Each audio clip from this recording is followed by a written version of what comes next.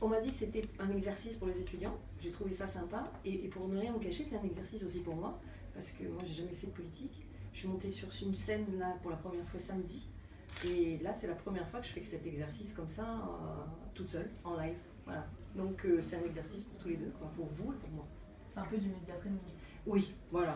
Même si j'ai eu des média training, mais dans le cadre de mon entreprise, c'est pas tout à fait la même chose là. J'ai l'habitude de dire que moi je fais pas de politique, puis en fait je me rends compte que non, c'est plus vrai. Aujourd'hui je fais de la politique, et donc il faut s'entraîner, donc je compte sur vous. Pourquoi soutenir Emmanuel Macron? En fait, j'ai l'habitude de raconter cette histoire. J'ai découvert un jour que M. Michel Rocard était mort, et on parlait de lui, enfin ça je le savais déjà. C'est ça que j'ai découvert, mais on parlait de lui à la télé dans un reportage, et il a dit qu'il était rentré en politique parce qu'un jour il avait réalisé que Hitler avait été élu au suffrage universel. Et moi je me suis dit un jour, s'il y a Marion Maréchal Le Pen dans la région ou Marine Le Pen au gouvernement, ça peut arriver. Et là ça m'a fait froid dans le dos, et donc je me suis dit bon, je fais plein de choses au niveau économique parce que je suis investie dans plein d'associations économiques. Il n'y a aucune raison que je ne fasse pas quelque chose pour faire barrage au Front National. Ça, c'est mon objectif. Et donc, le seul candidat qui, à mon avis, pouvait le faire parce qu'il y avait des valeurs que je partageais, et surtout parce que tout était basé au départ, on parlait beaucoup d'éducation, puis d'un diagnostic. Ça se passait au mois de septembre. On parlait vraiment du diagnostic. C'était des choses que moi, je connaissais, parce que c'est des choses que je fais en entreprise. Et je me suis dit, s'il y a quelqu'un qui peut le battre, c'est lui. Voilà. Battre le Front National. Est-ce que hier soir vous avez regardé le débat? Oui. Comment vous l'avez trouvé, Emmanuel Macron? Très présidentiable finalement, assez bien dans la fonction. Moi je le connais plus vif, plus décontracté, puisque je le vois en dehors des débats. Mais là franchement très posé, très bien et assez convaincant.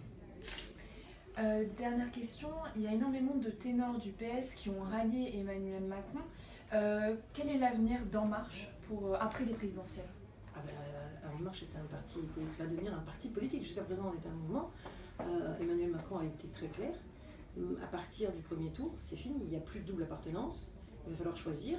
Et les ténors du Parti socialiste, ils ont dit qu'ils allaient voter pour Emmanuel Macron. C'est tout ce qu'ils ont dit. Il n'y a rien d'autre. Il y a quand même un risque d'implosion au PS. Est-ce qu'En Marche, ça pourrait être le nouveau parti de la gauche, le nouveau grand parti? Non, on n'est pas un parti de gauche. On est un parti qui rassemble la droite et la gauche. C'est ce qu'on martèle à longueur de temps. On est là pour rassembler les Français. On prend les idées progressistes là où elles vont bien. On fait vraiment liberté, égalité, fraternité. Ça, c'est notre credo. Donc on n'est pas du tout le nouveau parti de gauche. D'ailleurs, je pense sincèrement que demain, il n'y aura plus un parti de gauche, un parti de droite. Il y aura des gens qui seront plus ouverts et plus progressistes. Puis il y aura des gens qui seront beaucoup plus sectaires et enfermés. Voilà, c'est comme ça que se dessine, d'ailleurs on le voit dans les sondages, c'est comme ça que se dessine le nouveau paysage politique français. Et je pense que notre rôle, mon rôle, c'est de faire gagner les idées progressistes. Très bien, merci beaucoup. Merci à vous. Merci beaucoup.